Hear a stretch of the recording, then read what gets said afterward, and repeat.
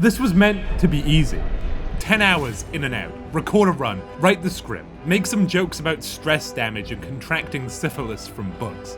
Upload, move on. It was not easy. Somewhere around hour 2, my highwayman had a panic attack because a torch went out. Hour 3, my healer got rabies from looting a corpse. Hour 5, I lost a crusader to a bookshelf. Not a fight, just a bookshelf. By hour 10, I had a spreadsheet for managing mental illness. By hour 15, I was naming characters after friends just to feel something. By hour 20, I stopped naming them entirely. At hour 30, I'd optimized suffering into a business model. At hour 50, I was benching heroes not because they were scared, but because they weren't efficient enough at being scared. By hour 70, my town was thriving and my soul was in the bin. By hour 90, I had a full graveyard, a full bank account, and a stagecoach arriving weekly to refill the coffins. And by hour 112, I'd become something worse than the Ancestor. I became him, with better math. The game didn't beat me with difficulty. It didn't need to. It beat me with familiarity. Because the longer you play Darkest Dungeon, the less it feels like a roguelike, and more it feels like work. Real work. Delegating, downsizing, triage, rotating out the unstable, prioritizing output over well-being. You know, management. Your heroes come back from the dungeon with parasites, phobias, self-loathing, and PTSD, and you treat whichever ones are cheapest to fix. The others? You send them back in, or you let them rot. Darkest Dungeon is not a game about bravery. It's not about hope or faith or cleansing evil. It's a game about pressure. About what pressure does to systems, about what pressure does to people, and most importantly, what pressure does to you. Because this isn't a story about the monsters in the dark. It's about how quickly you learn to send people into that dark on purpose and call it necessary. Let me show you what broke me. Let me show you what I became. But before we get into it, I should probably explain what this game actually is. Basically, imagine if XCOM got blackout drunk in a Victorian asylum. You disrespecting me, bro? My mistake, original gangster. Threw up in a candle, and then tried to reinvent Dungeons and Dragons, but made it me. That's Darkest Dungeon, a turn-based tactics game where your greatest enemy isn't the monsters, but the cost of fighting them. Your heroes don't just bleed, they panic, they spiral. They get syphilis from reading a book, develop a gambling addiction in the church. In the last 2 days, I've lost $21,000. And die in a hallway before they ever see a boss fight. And then you hire someone new, slap the same armor on their corpse, and call it resilience. It's cruel, brilliant, and somehow beautiful. And you're here to fix it. Probably. The game starts with you doing your best Ford Fiesta impression and wrapping your carriage around a tree at 90 miles per hour. Well, I say it starts there, but really it starts before that, as you receive a letter from your ancestor asking you to return and reclaim your birthright, as he's made like a doomed dictator and offed himself. And now it stands to you to clean up the place. Only issue is, underneath your ancestral home is basically a portal to Birmingham. Hell. Birmingham is a fucking shithole! Functionally the same. Why is the undercarriage of your aristocratic estate inhabited by an eldritch entity that spits out mass extinction events like America dishes out freedom? Well, that's for later. But for now, it falls to you to hop in a carriage and come check out these swanky new digs you are now the proud owner of.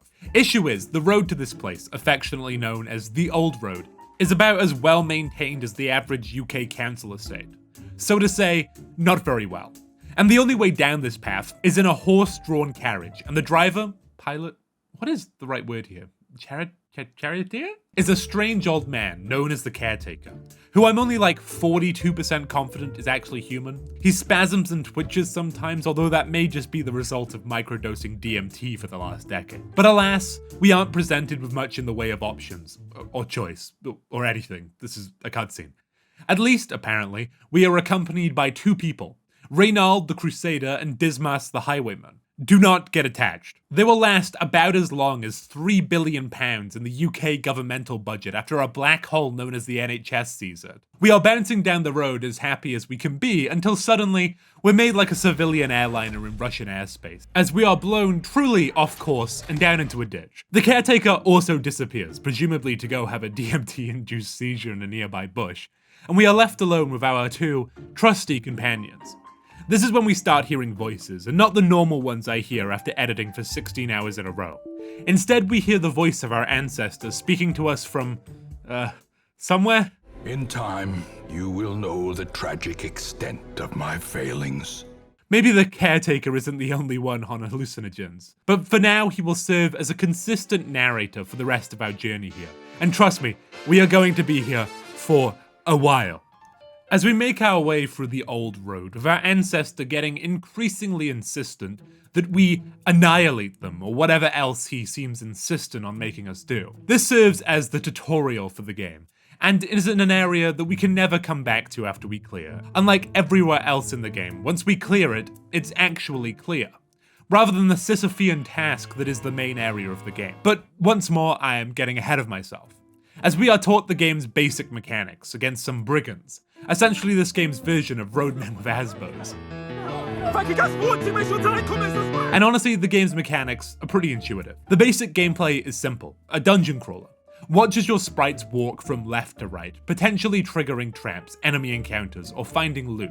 Then you reach a room at the end, which you can then use to go whichever way is available using the in-game map. Sometimes you get lucky and some of it gets scouted and you can see what is ahead, but more than likely you were just bumbling around like me after 17 drinks trying to find my car keys. There are pretty straightforward categories for what you can find. There are curios, things that are, as the name suggests, curious. Chests containing loot, piles of plague-ridden bodies, or rusty knives that your kleptomaniac plague doctor just needs to touch or he will go insane. There are also traps which can be disarmed if seen, and if not, then they will stab you. Pretty self-explanatory. They can also make you bleed, duh, or give you a And then there are enemy encounters, which I don't need to explain. And secret rooms, which are secret, and normally contain extra loot. Working alongside this are some other gameplay mechanics, but I'll explain them when we descend into our first proper dungeon. For now, all we need to do is clear up these remaining bandits and complete our first objective, which is just to kill them. Obliterated. And we do so, our ancestor egging us on like a particularly aggressive schizophrenic delusion.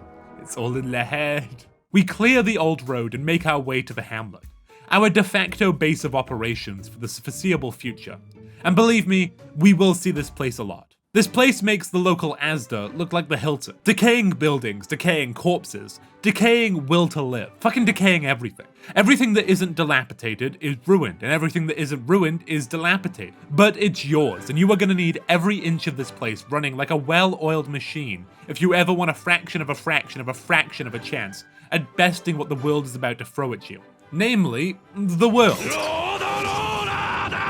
But first, I suppose I should actually tell you what is on offer here. Here at the 5-star Hamlet Resort, we have a brand new state-of-the-art tavern, equipped with all your debauchery needs. Gambling, we have slot machines for days. Drinking, we have every beer in the country, just one. Brothel? Well, don't even get me started. Okay, I'm gonna stop this bit now, but there is also an abbey for the religious folk you will certainly be entertaining, a treatment center for diseases and quirks, which your adventurers will certainly develop a lot of, a place to upgrade your weapons and armor, a place to upgrade your skills, and finally, a shop to buy trinkets, grossly overpriced minor stat boosts that make Labubu's look like a smart financial decision. And of course, you cannot forget the star attraction, the wagon. The place that will become the proverbial meat grinder for your operation's continued existence, chucking woefully underprepared borderline convicts into repeated situations that they aren't ready for, aren't equipped for, can't handle. But before you do any of this, we must first descend into the actual dungeon, as right now the place is literally a ghost town, and it won't be until more people here that the road is clear and safe before these other places will open. So we gather Reynald and Dismas along two more fresh-eyed and bushy-tailed recruits, Hugh and Bohan, before we descend into the ruins. But before I tell you about the doomed adventures of Crusader and Co., we have two things to do. First is that we must talk about the history that led us to this doomed outcome, and that will come next. But first, I'd like to talk about something a little less sinister. This video is sponsored by Manta Sleep, makers of the only sleep mask that can actually keep up with my dungeon level sleep schedule. Now, if you're like me, which is to say, emotionally compromised, heavily caffeinated, and playing games at 3 AM because you just need one more heirloom, then sleep is probably not your strong suit. Especially now that it's summer, the sun's like, hey, what if I never went away? And suddenly your circadian rhythm is cooked. The Manta sleep mask blocks everything. It's fully adjustable, soft as hell, and the eye cups don't press on your face like a medieval torture device, which is rare for sleep masks, frankly. It's part of the pro-nap movement, which I proudly support, because naps are the only time I don't hear voices in my head.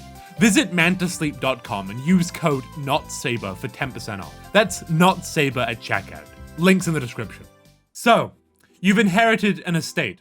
Congrats. It comes with a crumbling mansion, an abandoned village, several gigabytes of trauma, and surprise, a cosmic hell pit underneath the basement. Let's talk about the man responsible for all of this. Your beloved ancestor. The original homewrecker. The progenitor of failure. The man who looked at a perfectly stable inheritance and said, "No, I think I'll ruin everything." He was born wealthy, obviously. The kind of wealthy where you don't just own land, you own people who own land. He had it all. Fame, fortune, a manor the size of Luxembourg, and access to whatever version of cocaine the 1800s had. And like all rich men with too much time and absolutely zero oversight, he developed a hobby: digging. Not for fun, not for plumbing, no, he wanted to plumb the hidden veins of the earth. He hired miners. When that wasn't enough, he hired occultists. When they quit, he hired madmen, blood cults, freelance exorcists, whatever the Victorian Craigslist could produce. And what did he find? Not gold, not treasure, not buried secrets from some ancient kingdom. No, he found a hole. A big, pulsing, whispering, bone-warmed hole in the dirt. A hole that looked back. A hole that spoke. Now, a normal person would have taken one look at the haunted meat tunnel and gone, I appear to have discovered a living, breathing metaphor for humanity's insignificance. Time to stop. Instead, he said, let's put money into it.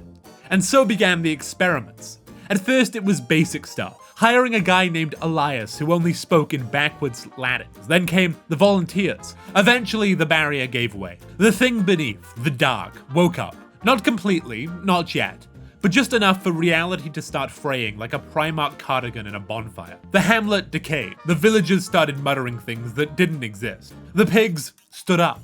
Did the Ancestor stop? Of course not. He got excited, he called this progress. Somewhere around this point, he became a full-time academic cultist. Everything was research now. He started experimenting on himself. Sleep deprivation, bleeding rituals. He built a secret sanctum beneath the manor where he tried to chart madness like it was a stock trend.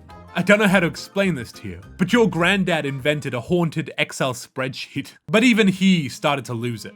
The writing grows more erratic. Sentences give way to symbols. Symbols give way to sobbing.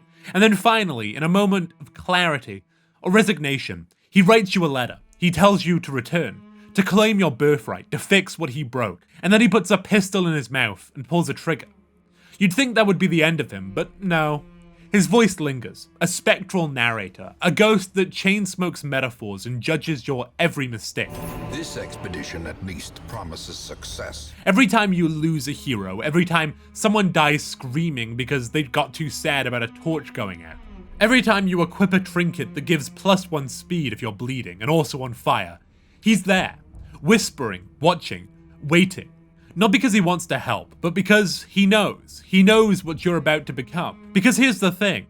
The Ancestor didn't just cause the apocalypse. He understood it. He understood the grind, the loop, the machinery. He saw what the dungeon was. A place that converts hope into loot. A system where failure isn't the end, it's the product. Heroes go in, trauma comes out, rinse, repeat. Upgrade your brothel, send the next batch.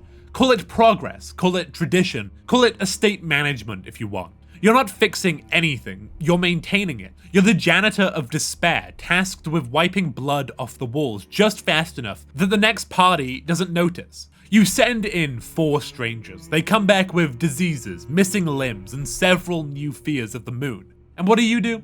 You charge them for therapy. You remove the quirks that cost too much. You keep the ones that are funny. You weigh their trauma against their damage output. You become a numbers man. You become what he was. And here's the real horror. It works. It works too well. You get efficient. You get cold. You get used to it. You stop reading their names. You stop checking their quirks. You look at a man named Edgar who screams every time he sees a rat and think, yeah, I can use that. You start managing fear like it's a spreadsheet. You start referring to death as resource loss. You have become the fucking estate. You are not the hero of this story. You are the villain's unpaid intern. The Ancestor was just the alpha version of you, and if you go deep enough, long enough, you'll understand why he did it, why he kept digging, why he couldn't stop. Because something is down there, something ancient, something wrong, something that doesn't want to kill you, not yet. It wants to watch you, it wants to see what you'll trade, how many people you'll burn, how far you'll go. Because the Ancestor didn't die, he was just the tutorial. And you're the patch notes. Week 2. I've already lost 5 people. I don't remember most of their names. One of them was definitely Hubert, or maybe it was Horbert. Either way, he's dead now. And I think he had my only bleed trinket. I didn't understand the torch mechanic at first. I thought it was for visibility, like a visual effect. Nope. Turns out it's the single most important timer in the game. A bar that measures your actual grip on reality. Light high, enemies get surprised, crit chances low, damage is stable. Light low, the stress starts creeping in like mold under wallpaper. Enemies crit more, everything hits harder, and your heroes start seeing things. They call it Darkest Dungeon, but what they mean is extremely finite torch simulator with psychological consequences. And the kicker? Sometimes you want to let the light drop, because torchless runs give better loot. So you'll find yourself debating whether a sack of heirlooms is worth giving your crusader seasonal depression. And it usually is. Hunger happens at random. You'll be walking through a dungeon perfectly fine, and then the game suddenly goes, hey, everyone's hungry now. You have to feed them. If you don't, they take stress damage, sometimes even HP. If you do feed them, that's food you might not have when they get hungry again 5 rooms later. You can't plan around it. There's no rhythm. Just an invisible food goblin in the code who decides when it's time to starve. Eventually you stopped questioning it and just accept that your elite, battle-hardened plague doctor will cry and die because you didn't pack a second ham sandwich. Camping is only allowed on longer expeditions. You can only do it once per run unless you bring special items. It lets you heal stress, apply buffs, and pretend your characters have actual emotional recovery. It's a lie. All camping does is buy you time before the next breakdown. The encourage action is nice, but it doesn't stop your highwayman from panicking the second a torch drops below 50. It doesn't stop your Vestal from developing claustrophobia because the hallway was too narrow. And half the camping abilities require you to have the right party makeup anyway. You can pep talk your Helllion all you want. She's still got syphilis from a haunted treasure chest, and as she screams every time she enters a room. You start to see the loop. You send 4 people down, they walk in a line. You watch them stress out, get ambushed, step on traps, find loot. Then they return to town, if they return at all, and you spend their earnings fixing the psychological damage they incurred by doing the job you told them to do. And the more money you make, the more buildings you can build to fix the things that broke while you were trying to get the money. It's a closed circuit. Trauma in, upgrades out. You don't cure anyone, you process them. Eventually, the Hamlet grows. The Forge expands. The Guildhall gets new training rooms. The Abbey adds more pews. The Sanitarium unlocks more slots for treating your heroes' anxiety, paranoia, and whichever phobia they picked up this week. Blood money builds beautiful things, but nothing fixes them. It just makes them more usable. You realize you're not building a sanctuary, you're building a refinery. One that filters out fear and personality until all that's left is a set of numbers that will probably survive the next Ruins run. One of my arbalests developed a fear of eldritch horrors. I didn't know she was afraid until we hit 75 torchlight, and she refused to shoot, said something about the eyes in the dark, and then passed her turn. Dismas died after being bitten by a maggot. Admittedly, it was a rather large maggot, but a goddamn maggot. At a certain point, you stop forming parties based on synergy, and start forming them based on what traits you can live with. You don't say, who heals best? You say, who heals enough and doesn't scream when the torch gets too low. You bring the grave robber even though she's irrational because she dodges everything. You bring the man-at-arms because his breakdowns are mechanically beneficial. Some heroes come back from the dungeon with diseases, rabies, the wasting sickness, typhus. Doesn't matter. We cure it. We always cure it. Not out of mercy, but more out of cost-effectiveness. A hero with a disease is normally a liability. If they're too expensive to fix, into the graveyard they go. Someone else will take their place. The stagecoach arrives every week, and there's always another idiot willing to stare into the void for minimum wage and a free cloak. The graveyard is always expanding. I stopped naming the dead, but the game does it for me. Died to heart attack, died to bleed out, died to stress. Sometimes they don't even make it into the dungeons. Sometimes they develop something so incompatible with survival that you just send them out knowing they'll die. You just hope they kill one thing first. Just one. That's all it takes to make the trip worth it. And sometimes you get lucky. Sometimes someone makes it out. They bring back gold, gems, heirlooms, and most importantly, XP. Because if they level up enough, they'll be eligible to go into the darkest dungeon. To the unrelenting rhythm of a beating heart. And that's the real goal here. Not survival, not growth. Just building the best disposable people possible so you can throw them into the deepest hole and hope something sticks. But not yet, because before we can reach that final descent, before we can even think about the endgame, we have to talk about the real monsters. The ones with names, the ones with mechanics. The first boss I ever faced was the Hag. This hulking woman who was probably from Liverpool, with her trusty cooking pot. I thought I was ready. The lead up to the fight was bad enough, losing our Vestal against some bloated mushroom man, taking our only healer with him. It should have been a sign of things to come, but I pressed on. Everyone low on health, an incohesive team held together by duct tape, desperation, and the last fragments of my will to live. But eventually, somehow, we made it. The wizened Hag. And she proceeded to literally boil me alive, rip my arms off, and eat me. Well, the last two were implied, but they felt real. Her boss battle consists of her standing behind a cooking pot the size of a hot tub, holding a mallet like she's deciding who to tenderize. Her main mechanic? Grabbing one of your guys and throwing them in the pot. They get boiled. You can free them by damaging the pot if you have any damage left. Sadly, that pot had more health than most of my heroes, and all of our turns got swallowed into this never-ending hell loop of guy gets stuck in pot, everyone frees the guy gets stuck in pot again, rinse, boil, repeat. Until eventually we were out of health, out of steam, and got beaten to death by a woman with a stew fetish.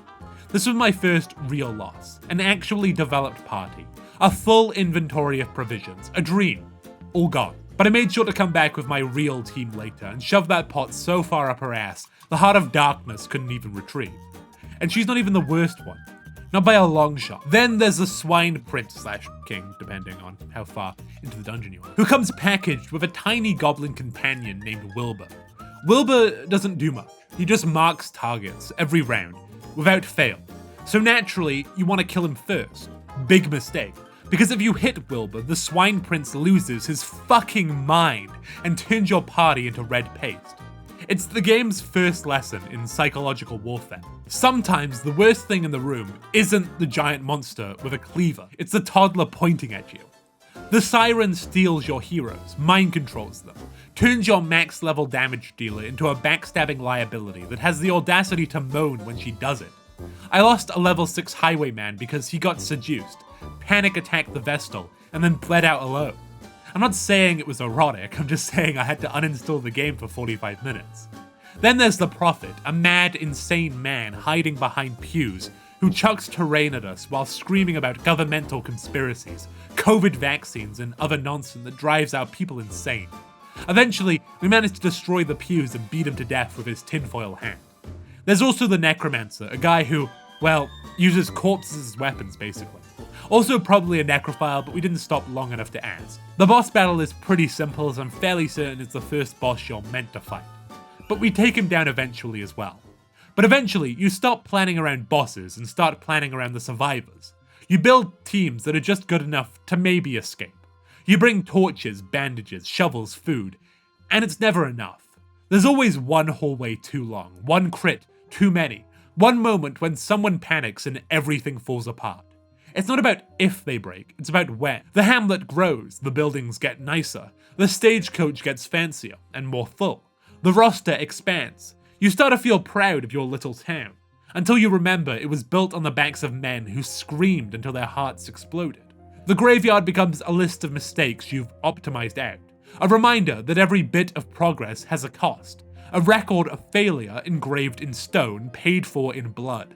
And if you're lucky, if you're really lucky, that cost will finally buy you a team strong enough to face what lies at the bottom.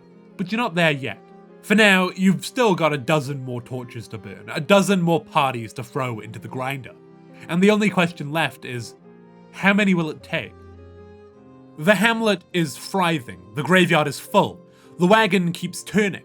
You fought the worst of it, pig kings and meat blobs, prophets with church pews for armor. You've sent dozens to their death and upgraded your buildings with the prophets. The machine runs efficiently, horrifically, but perfectly. And then one day, the cursor hovers over a new icon. Red, pulsing, waiting. The darkest dungeon. The game doesn't play a cutscene. It doesn't warn you. Not really. It just unlocks. As if to say, you've done enough prep. Let's see what it was all for. You already know the stakes, the requirements, the gear. The quirks that won't get your party instantly annihilated. You know not to bring your B team. You know not to panic. You know deep down that this is what it's all been building to. So you send your best team. The real ones, the ones who made it. A leper, an arbalest, a highwayman, and a bounty hunter. You know some of them won't make it, but they go anyway. Not because they want to, but because they have to. Because if you stop now, then what was the point of all of this? You can retreat here, technically, but not without cost. In the darkest dungeon, retreating doesn't mean stepping away quietly. It means picking one of your heroes, looking them in the eye, and leaving them behind. It means clicking their portrait, confirming your choice, and watching the others run while they hold the line, alone, outnumbered, and guaranteed to die. The game lets you leave, but only if someone else stays. And that's how you know you've crossed a threshold. Because by the time you're standing at the edge of the final descent, you've already done the mental math. You already know who you'd sacrifice. Just in case. You take your best team, the survivors, the ones who made it through the flesh, the hag, the ambushes. A leper who has been through everything, an arbalest who still believes in you, a highwayman who doesn't say much anymore, and a bounty hunter who is here to finish what you started. They've earned it, they've seen the worst of it, and kept going. But that doesn't mean anything now. The game sheds the last bit of balance, and reveals what it always was. Not a test of skill, but a measurement of how much loss you can survive. The missions are fixed now, scripted. You don't get to improvise anymore, no room to scout, no mystery to uncover. It's just the route. The thing you were always heading towards, and it's brutal. First mission, you have to fight the Shuffling Horror. Basically a shambler on bath salts. Rearranges your party every turn, summons reinforcements, bleeds your formation dry, but you still win because you know how to kill now, because that's all it is. Practice and refinement. You process the encounter, you don't celebrate, you just bandage up and move forward. But the leper dies in the first mission, not to some final boss, not to some cosmic entity, just a hallway encounter. Just bad rolls. He gets focused down and bleeds out trying to win. He dies doing his job and nobody says anything. No panic, no screams, just one less health bar to manage. He's replaced by an occultist who's underleveled, undergeared, and not even remotely ready. But it doesn't matter. He's what you've got, and by now, you've learned to make do with what's left. Then you go into the second mission, the Templars, and their revelation attack. If you don't equip the Talismans of Flame that you got from the first mission, it's a one-shot kill with extra trauma. You bring the trinkets, although there's only 3, so the occultist has to go without. You do everything right. Still, you barely survive. Someone always breaks, someone always panics, someone always misses the kill shot, but you live somehow. The mission involves you going around to 3 different altars and interacting with them, while fighting these Templar enemies. It's not too bad, but still pretty difficult, the amount of fights you have to do. The occultist proves useful. Not reliable, never reliable, but useful, and that's enough. Your party for now has 2 reliable means of healing, through the Arbalest and the Occultist. The Arbalest provides modest heals, but there's no downsides, whereas the Occultist offers good healing, but has the chance to make your people bleed. It's a trade-off you think is worth it at this point. Third mission, The Grind.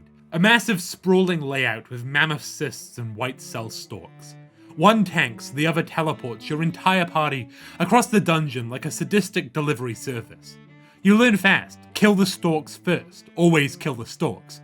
Because teleportation, whilst annoying, it's more than that, it's death by attrition. Every step out of place is more torch burned, more hunger checks triggered, more hallway fights against enemies you didn't prepare for. It's a war of erosion, and it's the most honest fight the game gives you. You survive not because you're strong, but because you've learned how to suffer efficiently. And then there's the final mission. No maze, no backtracking. Just a single hallway, a corridor of swirling ethereal stars that soaks into your keyboard. You walk it slowly, one square at a time, as you talk to apparitions of the Ancestor, as he explains that you're no better than him, that you have also used people as disposable tools to get this far. I ceased to be a man and became a herald, an avatar of the crawling chaos. No secrets, just the truth. At the end of that hallway is the Ancestor proper, or what's left of him, a silhouette of what he used to be, stitched together with ambition, regret, and whatever lives in the cracks between stars. He doesn't fight like a man, he doesn't fight like a monster. He fights like a system, like a set of values you forgot you accepted. The first phase is a swarm of perfect reflections, not of your party, of him. Versions of the Ancestor from before the madness fully took hold. Idealized forms, voices of reason. They fight you with desperation, not malice, but you kill them anyway. This section of the fight essentially revolves around highlighting imperfect replications of himself. Versions that appear corrupted and twisted compared to the pristine, perfect reflections. For each one of these you kill, the Ancestor takes 1 damage, he has 5. And once you bring him down, a corrupted version of the Ancestor takes his place, and otherwise you can't actually damage him during the stage. This perhaps represents the Ancestor as he truly is, a malevolent entity wearing the guise of someone you pretend to know, and he fights ferociously. But at this point, you fought so many horrors of the dark that he falls eventually. Then the heart of darkness reveals itself, the source of all of this, the thing that whispered into the hole, the thing your Ancestor tried to understand, the thing that is understanding you. The first stage of the fight is actually rather easy. The heart gestates, not fighting back, and for some strange reason your party actually starts healing. The calm before the storm. But when you break the cocoon is when the first battle truly begins. The full monstrous form reveals itself. The guise is broken, and you must battle it. The fight drags on, not because it's hard, but because it's honest. The heart isn't trying to kill you, it's trying to teach you something whilst trying to kill you. And when it casts "Come unto your maker," the lesson becomes clear. You must choose someone to die. No save, no dodge, no option to delay. It picks one of your heroes and demands a sacrifice. You don't pick the strongest, you don't pick the weakest. You pick the one who will hurt least when they're gone. The Arbalest. She's been with you since week 3. She's pulled your team out of fights they should have lost. She's the reason anyone's still standing. You pick her, you watch her die. No drama, just her name and then the absence. Then it happens again, a second choice. This time it's the Occultist. He made it all the way here, replaced the leper, held the torch, healed when no one else could. You hesitate, but you've made this choice before, haven't you? He dies, for progress, for closure, for you. The remaining 2, the Highwayman and the Bounty Hunter, finish the job. They kill the heart, they break the cycle. They stand alone in silence, and for a moment you feel something that might be victory. But then the Ancestor speaks one final time. He explains that the heart isn't gone. It cannot die. It exists outside of endings. It endures as all fundamental truths do. You didn't destroy it, you just become the person it needed you to be. And then he says the words, Ruin has come to our family. You hear them differently now. You understand. Because this wasn't a game about winning. It was never about redemption or saving the world or paying off a familial debt. It was about learning to make the same choices he made, and making them better and colder and faster. The darkest dungeon isn't a challenge, it's a conversion process. And the final boss isn't the heart, it's you. Because if you can watch a healer die for your damage output, if you can trade an Arbalest's life for the privilege of seeing the end credits, if you can look at the cost, the deaths, the graveyard, the hundreds of hours of rationalized suffering, and think, yeah, that was worth it, then congratulations, you've become exactly what the estate needed you to be. Manager, monster. The path was clear. You just had the strength to follow it. 10 hours in and out. That was the plan. 112 hours later, I understand why the Ancestor put a gun to his head. There can be no hope in this hell. No hope at all. Darkest Dungeon isn't a game about survival. It's not about heroism or redemption or cleaning up someone else's mistakes.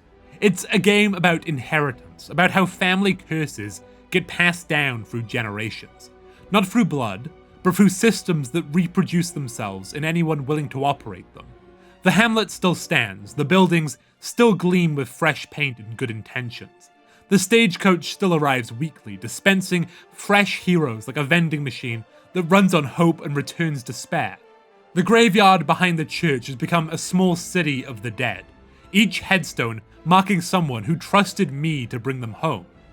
But the systems work. It's efficient, it's sustainable. It turns human suffering into measurable progress and calls that victory. Victory. A hollow and ridiculous notion. I thought I was different from the Ancestor. Thought I was better, smarter, more humane. I was going to fix his mistakes, restore the family name, save the people he doomed with his selfish curiosity. Instead, I perfected his methods. Where he was wasteful, I was efficient. Where he was reckless, I was systematic. Where he acted from greed and curiosity, I acted from spreadsheets and optimization. But the bodies piled up just the same. The graveyard grew at the same rate. The machine kept running, fed by the same renewable resource it had always consumed. People willing to die for promises that were never meant to be kept. Ruin has come to our family. The same words that started this whole thing, the cycle completing itself. But here's what the Ancestor didn't understand, and what I'm only beginning to grasp. The ruin isn't something that comes to families. It's something families create. It's passed down through inheritance letters and management techniques, and carefully worded justifications for why some people matter less than others. Every time someone opens that letter, accepts that inheritance, takes responsibility for cleaning up someone else's mess, the cycle begins again. New methods, same results. Better efficiency, same body count. Different rationalizations, same fundamental truth. Progress requires sacrifice, and someone else will always be doing the sacrificing.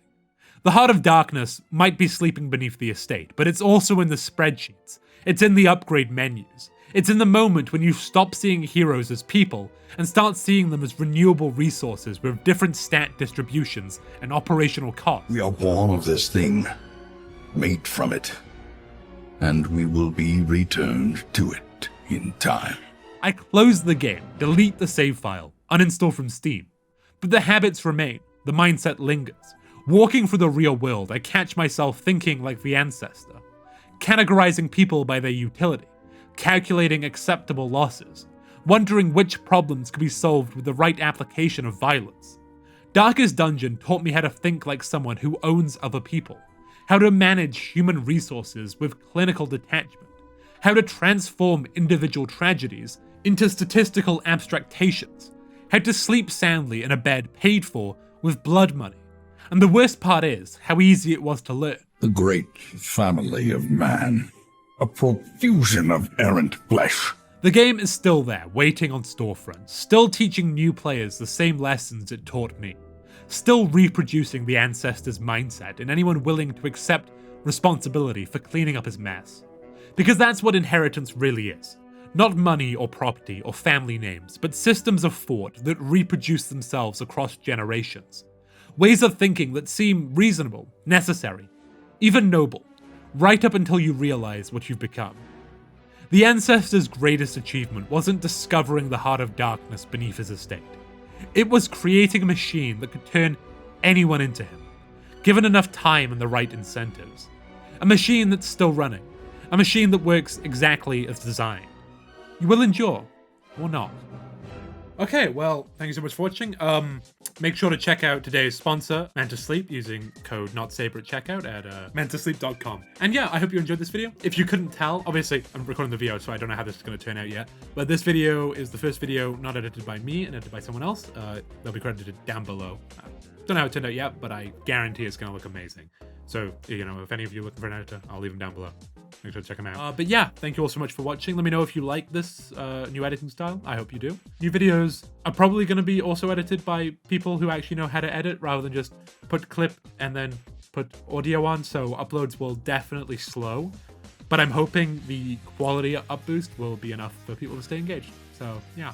As always, I'd like to thank the channel members and the Patreons. That, of course, being Keofer, the Milkman, Flapjack, Camo Chameleon, Vested Voice, Copper Boltwire, Idenios, Rusalki Ryler, Will Provine, Ellie Kitty, Reese Lunn, Aroxino, Vinicus Franca, A Brick Wall, Ash Crowing, Adrian Nerium, Crit Croc, My Horror Project, Proxy, and Iceman. And yeah, thank you all so much for watching. Let me know where you want to see me next, and yeah, I'll see you in the next one. Bye-bye.